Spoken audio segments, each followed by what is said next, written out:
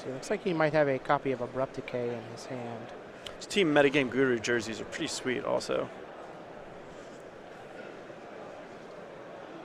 Yeah, Team Metagame Guru has just been tearing it up. I'm sure we're going to see this jersey a lot.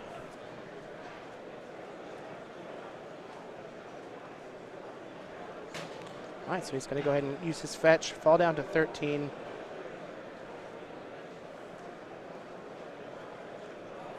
Going to flash in a Vidillion Click. Oh, that's a nice play. So this is going to be a great opportunity for Peter to see what Greg is working with, get an idea of how much trouble he may or may not be in, and develop a plan of how he wants to line up his cards against the cards his opponent has. Well, this is still before blockers. And so that's 8, 10. So just a full 20 here. Is Peter just dead? No. So he's going to give Peter 6 life. And he'll be able to block with the Vidillion Click and go to 1. And he can take him to 1 here. If he decides to just leave the hand. So he's going to ship the Berserk. It would have been interesting to see if Greg had used his Pendelhaven. It has to be a 1/1. Before he got the Exalted trigger. It has to be a 1/1 for Pendelhaven, unfortunately. All right, well, that Invigorate is going to give Peter some life. It's going to save his Noble Hierarch from the block. Wow, in a close call. Peter was quite close to dying there, despite being at a fairly high life total.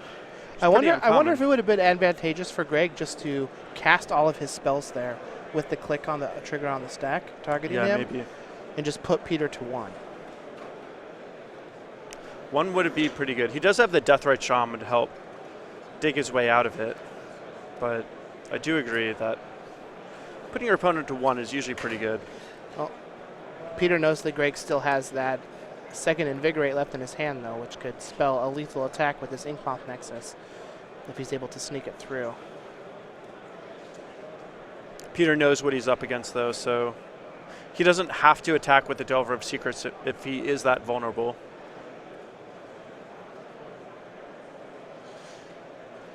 Pendelhaven will be able to be used on the Inkmoth Nexus before the Exalted triggers hit.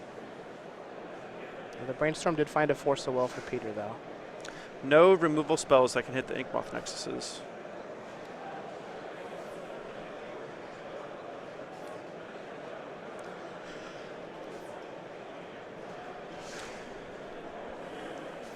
It may not be so he has a few options here.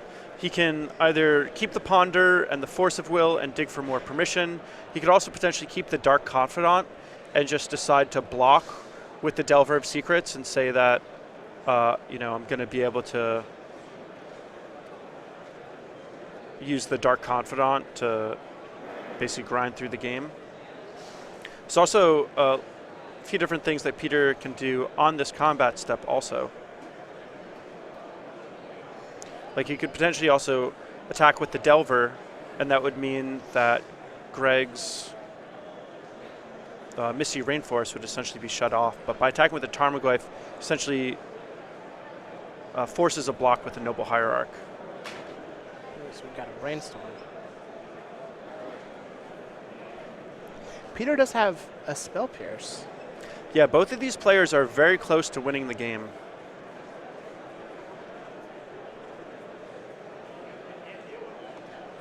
So Greg's going to draw off of his Brainstorm.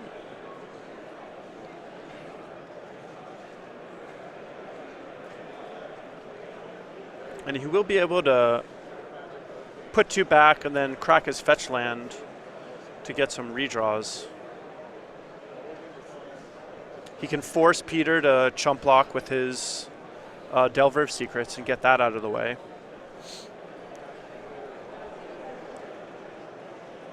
So it'll be interesting to see how each of these players navigate this scenario. They both have a lot to play around.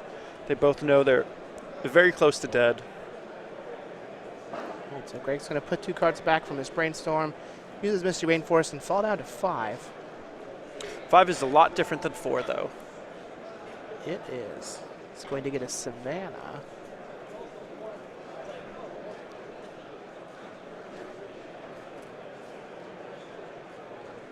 And Greg could play this second Noble Hierarch, activate his Inkmoth Nexus, Pendelhaven it, attack, force a chump block with the Delver, but he would be dead to a removal spell, top deck removal spell from his opponent. Yeah, I mean, you might as well play the other Noble Hierarch. Yeah. The main reason not to play the Noble Hierarch, I believe, is just so that you have an extra card to shuffle away in the case of a Brainstorm. So looks like with the Exalted Trigger on the stack, he's going to activate Pendelhaven so that this Inkmoth Nexus gets to attack as a 3/4. 3/4. Pete just doesn't even have to take, doesn't have to block. Well, doesn't he know that Greg has Invigorate? He knows that he has an Invigorate, but Peter has a Force of Will. Yeah. So he could just force it, eat something, and then kill Greg on the crack pack with that Delver of Secrets. Yep. Looks like it's a little on the academic side, but I think Pete's going to get this as well.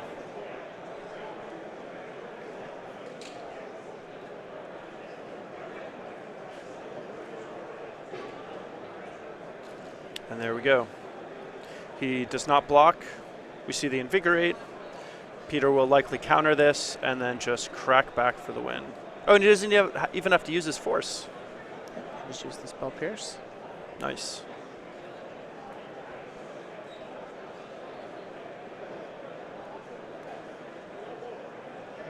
So certainly not a matchup where you have time for Dark Confidant, it seems. No, it does not seem like a matchup where you have time for Dark Confidant. I'm a little surprised they're still in, to be honest. Although I'm not sure what else he would bring in. Yeah. By not playing the other Noble Hierarch, what Greg did do was play around Daze successfully. So that's nice. Unfortunately, Spell Pierce is going to get him. And he's going to scoop it up knowing that he's dead on board to the crackback. And the Team Metagames gurus are just wrecking the hall, essentially. Peter Ingram wins this. The Sultai Delver train keeps going, which is certainly my horse in the race. But, you know, this Infect deck is great. Greg is 4-0, and I'm sure he'll continue to do well.